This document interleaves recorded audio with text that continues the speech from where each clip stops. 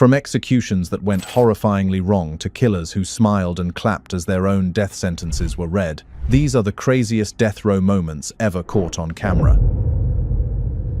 Clayton Lockett. Drugs worked, though they took time, and the convicted killer endured multiple attempts to insert IVs to put him to death. On the 3rd of June 1999, Lockett and 2 accomplices broke into the home of Bobby Baunt in Perry, Oklahoma, while Baunt's 9-month-old son was asleep inside. 2 young women arrived at exactly the wrong time. One of them, 9-year-old Stephanie Neiman, who had graduated from Perry High School 2 weeks earlier and had stopped by to drop off a friend.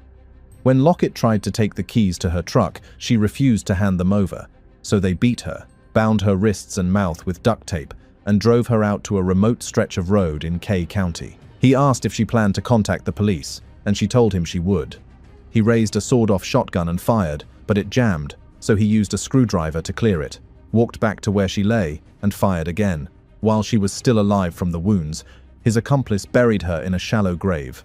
In 2000, Lockett was convicted of first-degree murder, rape, kidnapping, and a range of related charges, and sentenced to death. On the 29th of April 2014, Oklahoma moved to carry out that sentence. Getting a viable IV line in took 51 minutes, with attempts made in his arms, biceps, jugular vein, collarbone area, and both feet before a needle was finally placed in the femoral vein in his groin. The vein collapsed almost immediately, and the drugs seeped into surrounding tissue instead of his bloodstream. About 14 minutes into the process, Lockett began writhing and trying to rise off the gurney despite having been declared unconscious, groaning and convulsing, while the director called a halt. But he died anyway, 43 minutes after the first drug was administered. The official cause of death on record: judicial execution by lethal injection. Joseph Wood. Joseph Rudolph Wood was executed on Wednesday for killing Debbie Dietz and her father Gene Dietz in 1989. On the 7th of August 1989, he walked into the family business where his estranged girlfriend, 9-year-old Deborah Dietz, worked alongside her father, 5-year-old Eugene Dietz. He shot both of them at close range and left them where they fell. Wood was convicted of 2 counts of first-degree murder in 1991 and sentenced to death. His execution was scheduled for the 23rd of July 2014 at Florence State Prison in Arizona. The drug combination, midazolam and hydromorphone, had never been used together in an Arizona execution before. At 1:52 p.m., the cocktail was administered, and about 11 minutes in, Wood's lip quivered and he started gasping. Then he kept gasping for nearly 2 hours straight, with one AP reporter in the viewing room counting 640 gasps before Wood was finally pronounced dead. His attorneys filed an emergency appeal to the U.S. Supreme Court about an hour into the procedure, arguing he was still alive and potentially conscious, but Justice Anthony Kennedy denied the request, and Wood died while the hearing was still underway. It took 15 separate injections to complete the execution. The procedure ran from 1:52 p.m. to 3:49 p.m., a total of 1 hour and 57 minutes, making it the longest lethal injection execution in American history at that time. The state's official position was that Wood had been sedated throughout and felt no pain, while his defense team and the reporters in that viewing room strongly disagreed. His victim's sister said afterward that what she witnessed in that chamber was nothing compared to finding her father and sister in a pool of blood in 1989.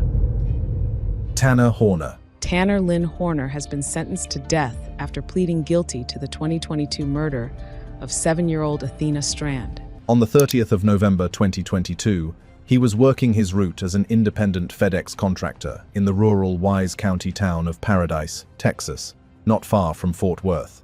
One of his deliveries that afternoon was a box of Barbie dolls, a Christmas gift left at the front door of 7-year-old Athena Strand's family home. When Athena came outside, he took her, he lifted her into his delivery van, and within seconds of driving away, he told her not to scream or he would hurt her.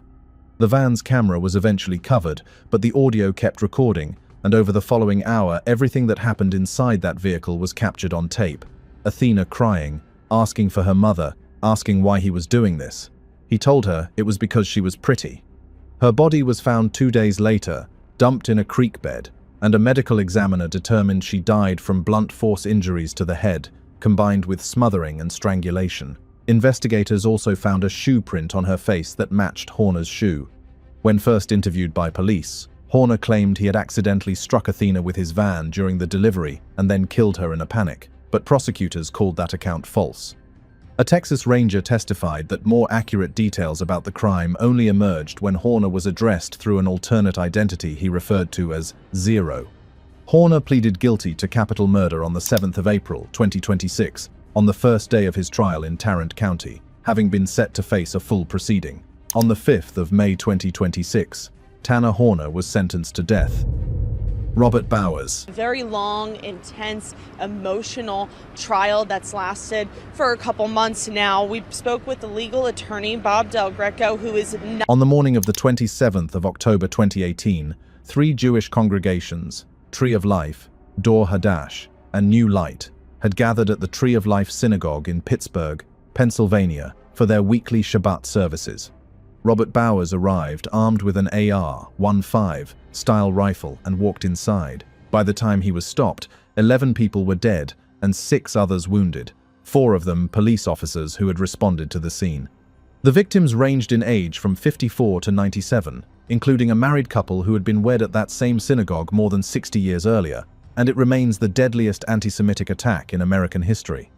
Bowers had expressed extreme anti-Jewish views online in the lead-up to the attack, and specifically targeted the synagogue because of its connection to a Jewish organization that assists refugees and immigrants.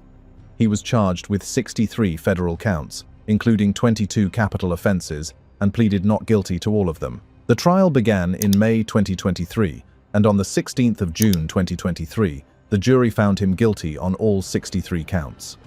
On the 2nd of August 2023, the jury unanimously voted for death, and the formal sentence was entered the following day, making it the first federal death sentence handed down during the Biden administration, which had placed a moratorium on federal executions.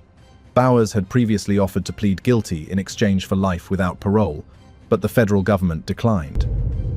Marvin Guy. Capital murder trial, but Guy ended up being convicted of murder. In the early morning hours of the 9th of May 2014, a Killeen, Texas SWAT team gathered outside the apartment of Marvin Guy.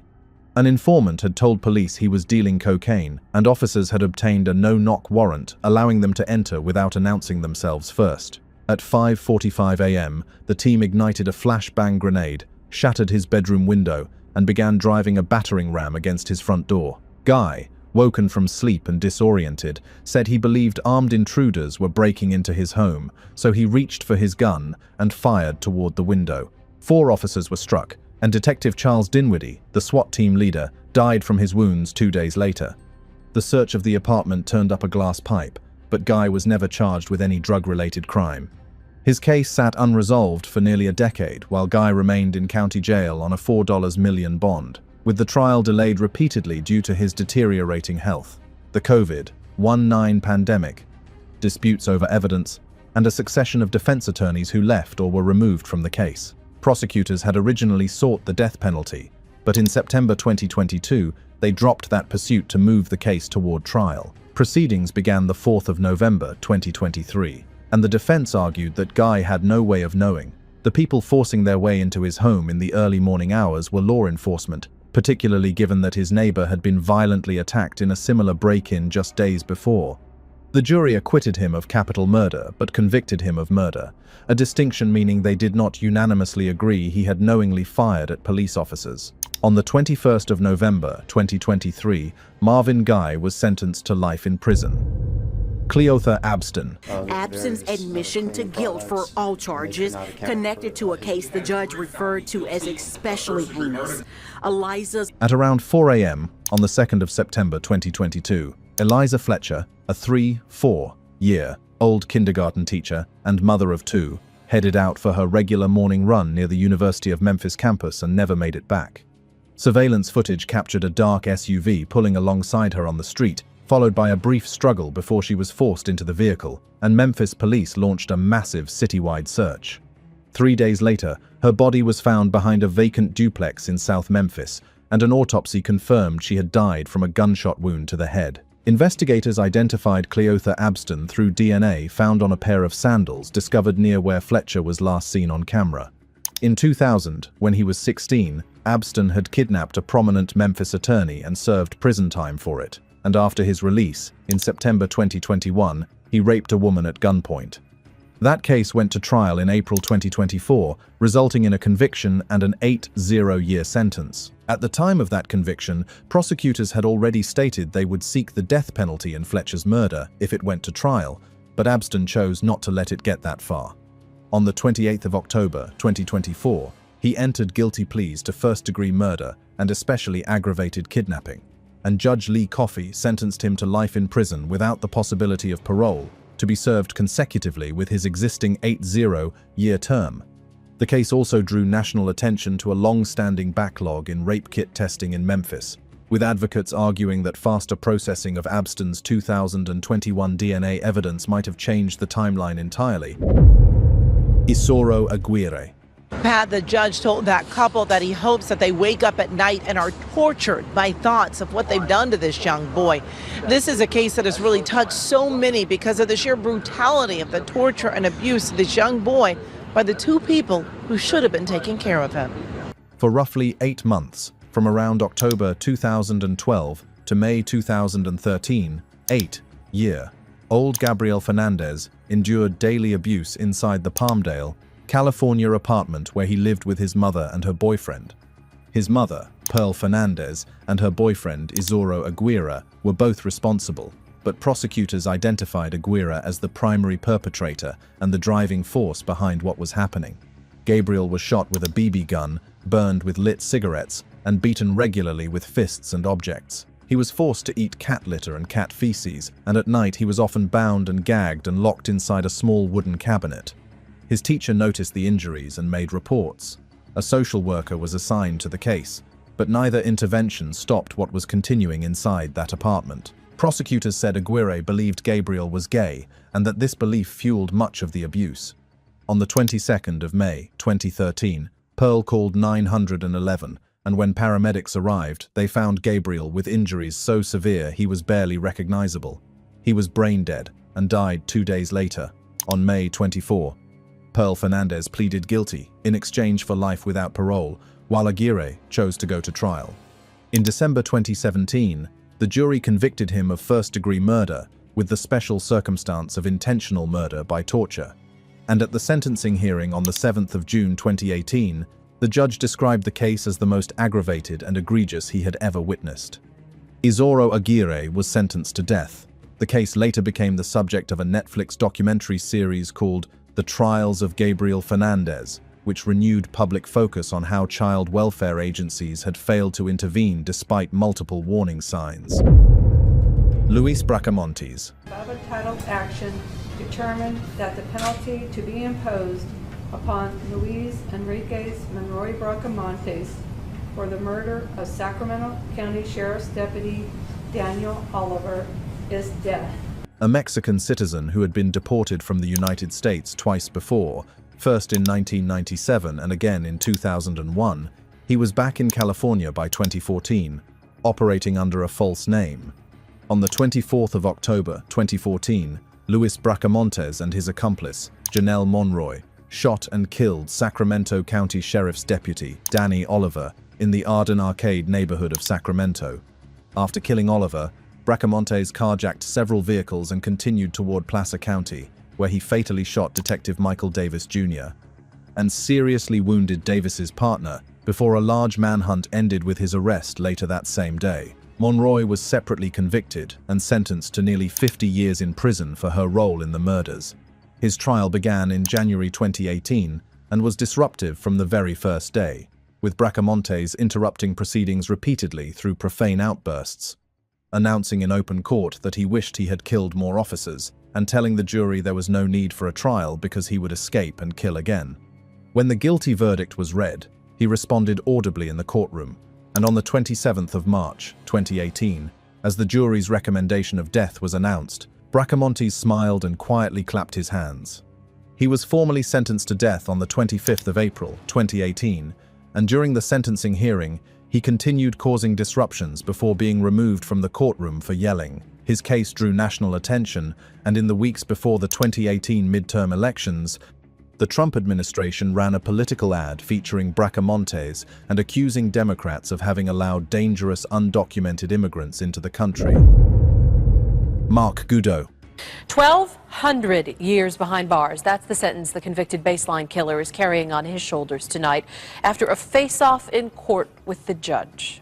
He was released from an Arizona state prison in 2004, having served 13 years for robbery, kidnapping, and assault, and within a year of that release, what would become one of the most prolific crime sprees in Phoenix history had already begun.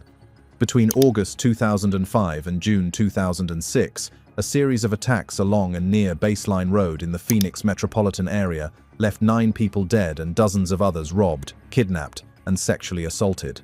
Most of the victims were women, many of them Latina, targeted while going about their daily lives, leaving work, washing their cars, waiting at a bus stop.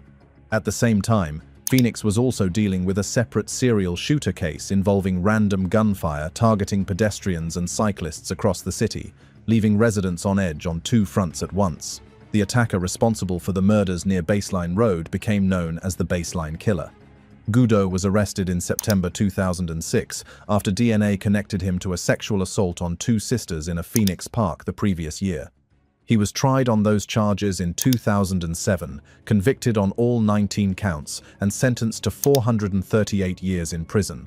And investigators then linked the same DNA and ballistics evidence to the 9 murders, leading to a separate murder trial.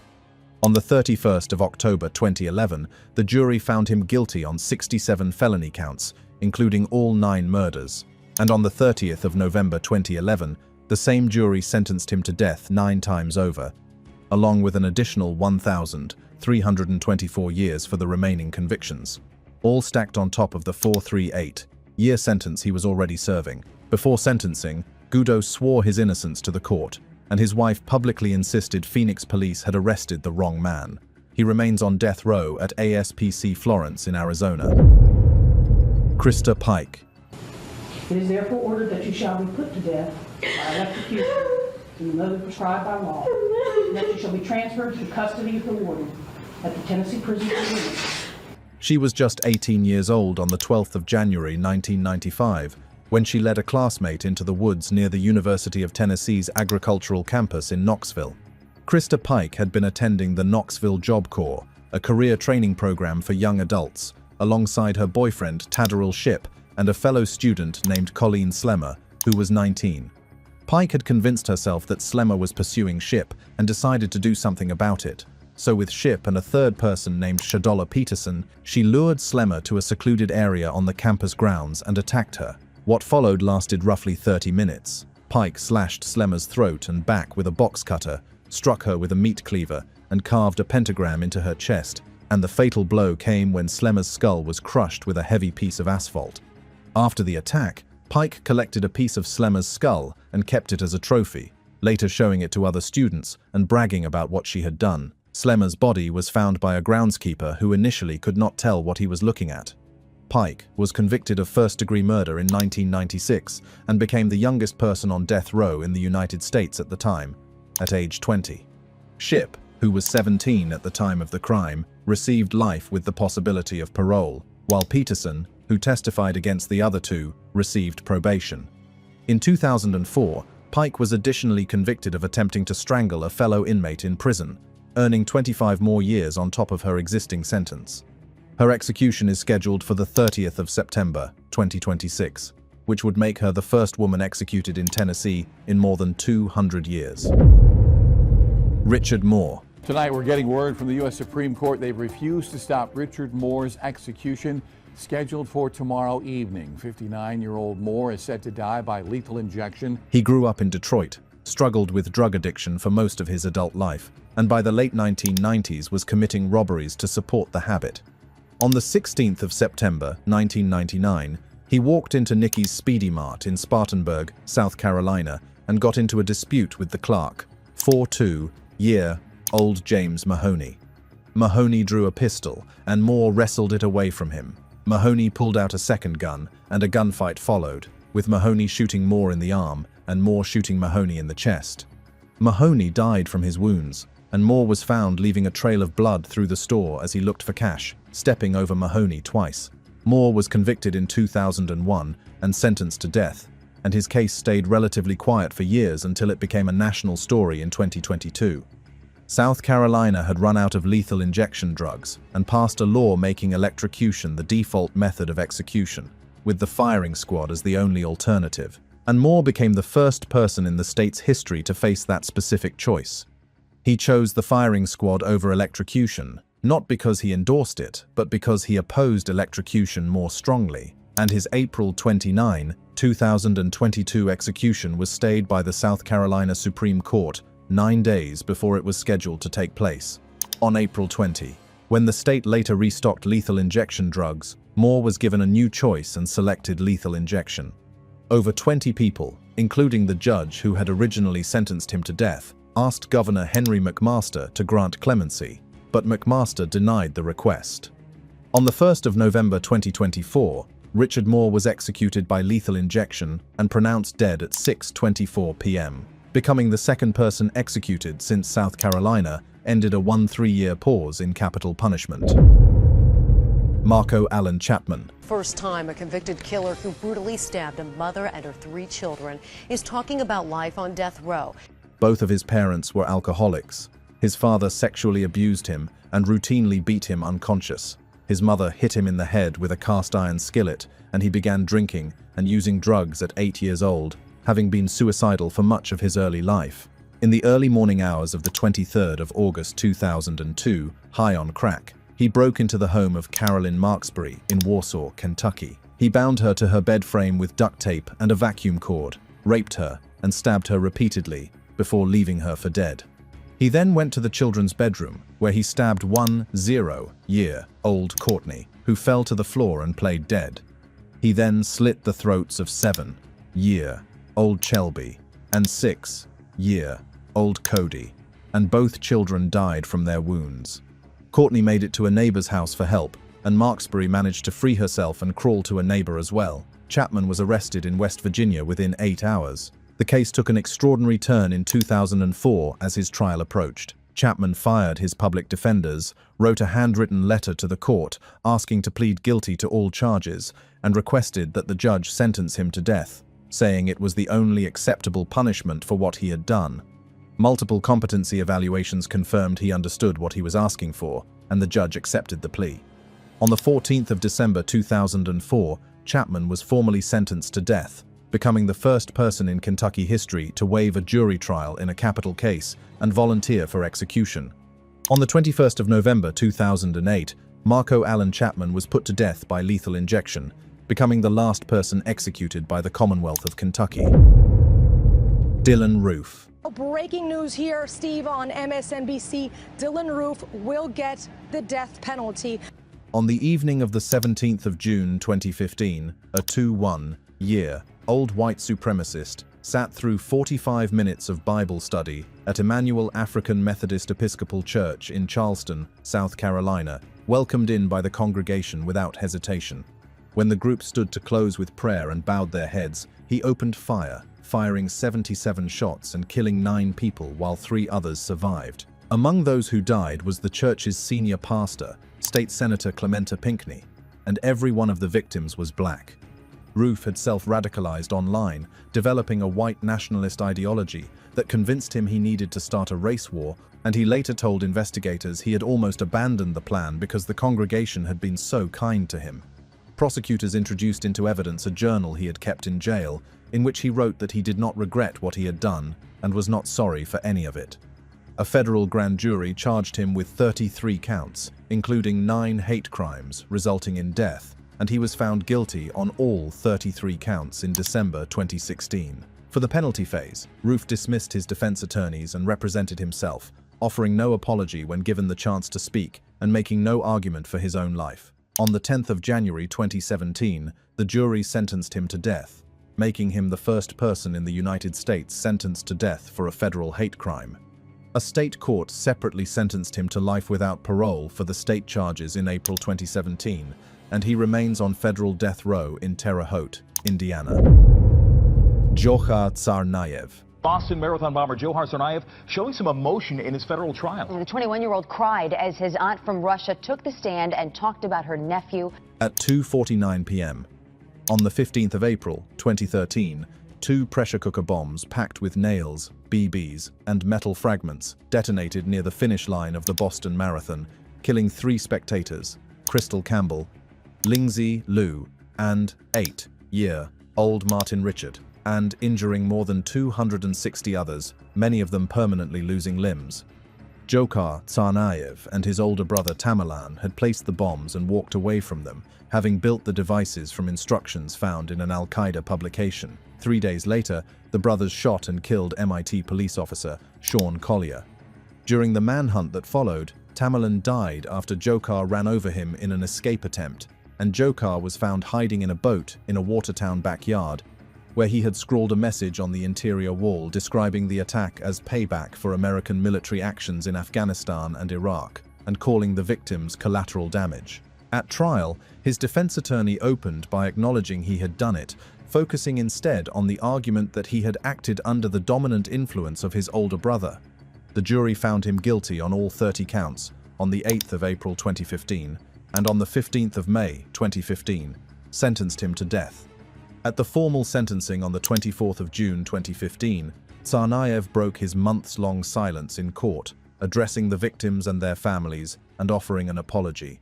His sentence was vacated by a federal appeals court in 2020 on procedural grounds, but the U.S. Supreme Court reinstated it in a 6-3 ruling in March 2022, and he remains on federal death row. Shauna Ford. It was about a week and a half after I was arrested that I found out the prosecution was seeking the death penalty. She was the founder of Minutemen American Defense, a small Arizona border vigilante group she had formed as a splinter from the larger Minutemen Civil Defense Corps. Ford had been active in anti-immigration circles in the Pacific Northwest for years before relocating to Arizona and becoming increasingly radical in her approach. And by 2009, she had settled on a plan to fund her operations, rob people she believed were drug dealers along the border. On the night of the 30th of May, 2009, Ford and 2 accomplices knocked on the door of a family home in Arivaca, Arizona, a desert community about 10 miles north of Mexico, telling 29-year-old Raul Flores Jr.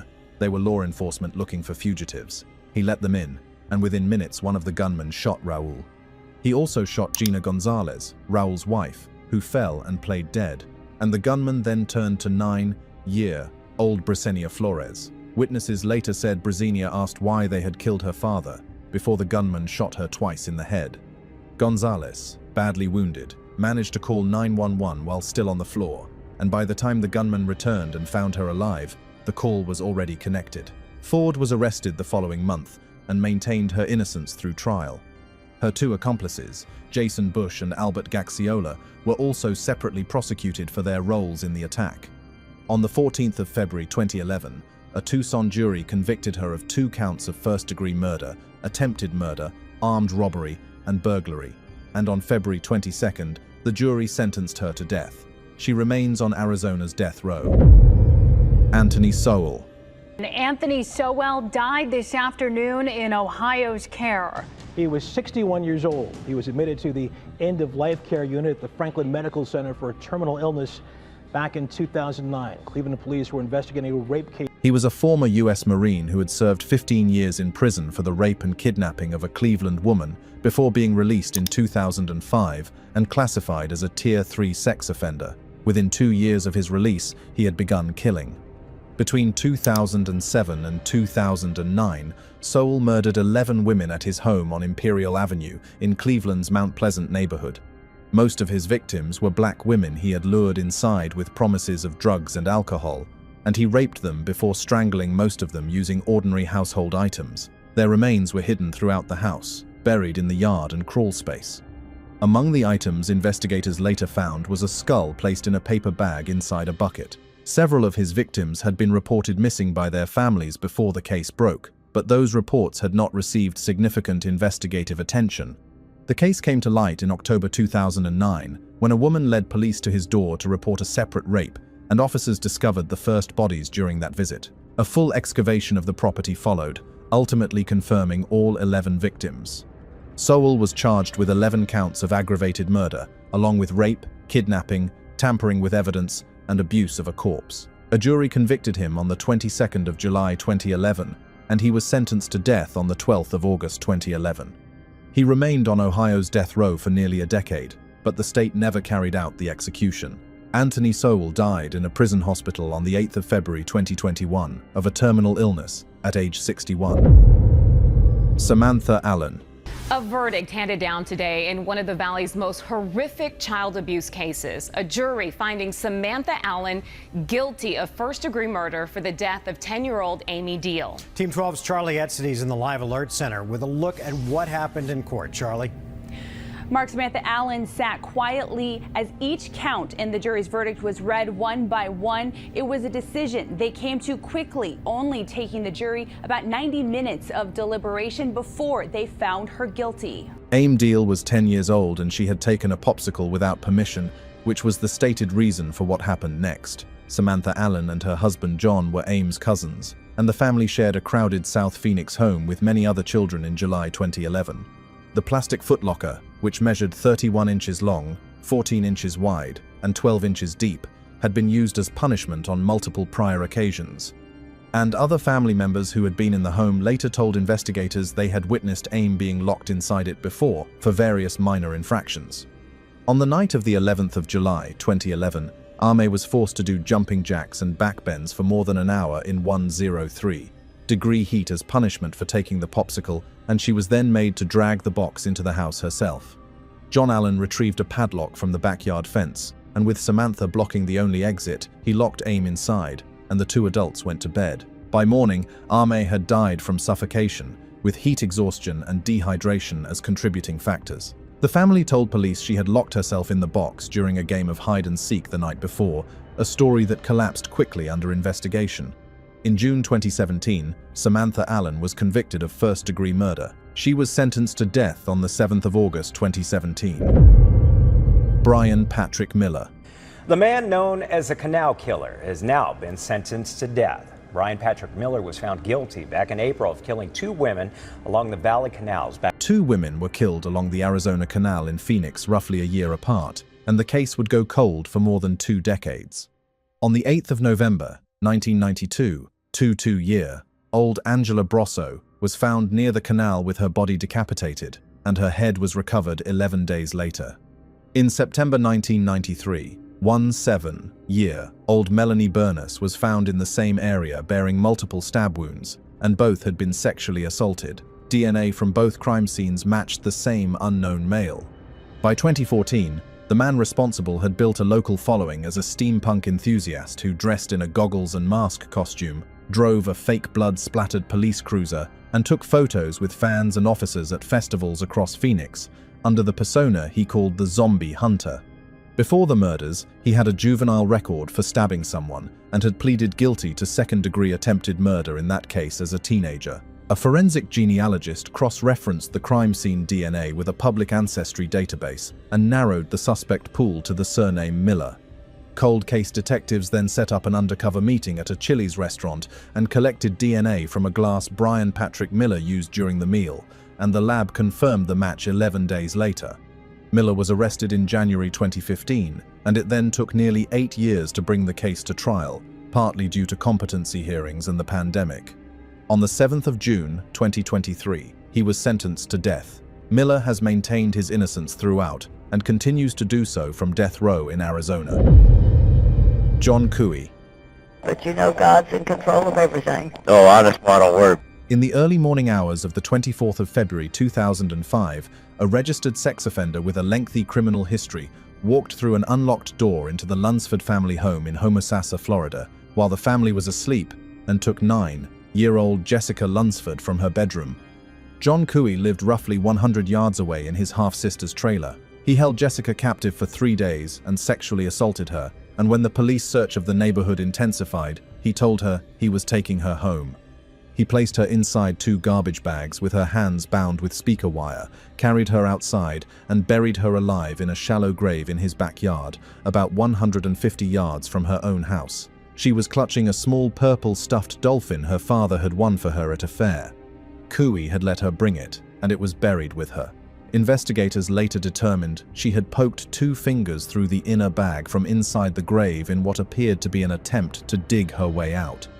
Cooey was arrested in Georgia weeks later and confessed to the crime, but the confession was thrown out because he had asked for a lawyer and one had not been provided before. Questioning continued. Prosecutors built the case on DNA evidence from a mattress in Cooey's bedroom, Jessica's fingerprints found in his closet, and forensic findings at the burial site. The trial was moved from Citrus County to Miami because of the intensity of local media coverage and public outrage. He was convicted on all charges on the 7th of March 2007 and sentenced to death on the 24th of August 2007. On the 30th of September 2009, Cooey died in prison from natural causes at age 51, before the execution could be carried out. Marion Bowman Jr. On the 16th of February 2001, he was 20 years old and at a birthday party in Branchville, South Carolina. Candy Martin, 21, his childhood friend who had long struggled with drug addiction, was also there, and at some point that night, the two left together. Prosecutors said Martin was shot twice, and her body was then placed in the trunk of her car, which was set on fire. Her remains were discovered the following morning in a rural stretch of Dorchester County. Marion Bowman Jr. was convicted in 2002 and sentenced to death, maintaining his innocence from the moment of his arrest. His defense team argued that no physical evidence tied him to the crime and that the prosecution's case rested entirely on witnesses who had their own charges reduced or dropped in exchange for their testimony, including one witness who had previously confessed to committing the murder himself. What set Bowman apart in his final months was his decision not to seek clemency. He said that asking for mercy would require him to accept responsibility for something he did not do, and that spending the rest of his life in prison under that condition would be just as unjust as the execution itself. On the 31st of January 2025, Bowman was executed by lethal injection at the Broad River Correctional Complex in Columbia, South Carolina. He became the first person executed in the United States in 2025, and the third person put to death in South Carolina since the state ended a 13-year pause in capital punishment. In his final written statement, he maintained that he had not killed Candy Martin,